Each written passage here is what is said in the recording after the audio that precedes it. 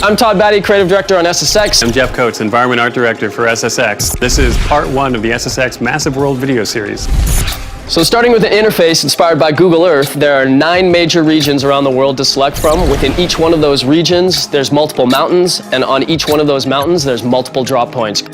So we use NASA topographical data as the foundation for peaks in the game. We take that data and we run it through Mountain Man, which is proprietary software. And we got to a point early in development where we could literally type in the latitude and longitude coordinates of any mountain in the world, press a button, and Mountain Man would create a 3-dimensional model of that mountain in just under 28 seconds. So with that, let's just jump right into our first region, the Himalayas.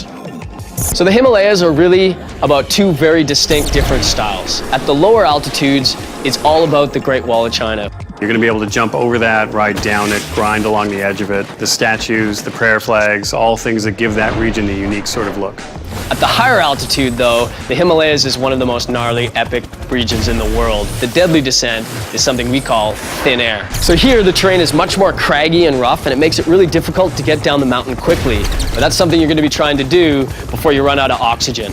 So the Himalayas overall have these 2 amazingly contrasting styles that we think make it an incredibly rich experience. Our next region is Alaska. And you know, when we look at Alaska, definitely one of the most iconic landmarks even in the world is the Alaskan Pipeline. So we thought it'd be really cool to build a gigantic SSX version of the Alaskan Pipeline that you could ride and grind on top of these huge pipes. So in Alaska, you start by going down these crazy ridge lines that open out into this valley, and there you see the Alaskan Pipeline. Now you can get up on the pipeline, ride down it, avoid avalanches, jump off and get back on again. Takes you all the way down through the valley down to the finish line. So in Alaska, you're literally going to have snow crumbling underneath of your board, and every run poses huge risks of avalanches. Overall, I think Alaska provides an incredibly unique gameplay experience across the board. So next up, we have Siberia. You know, Siberia stands in stark contrast to the Himalayas and to Alaska. Definitely one of our darker environments.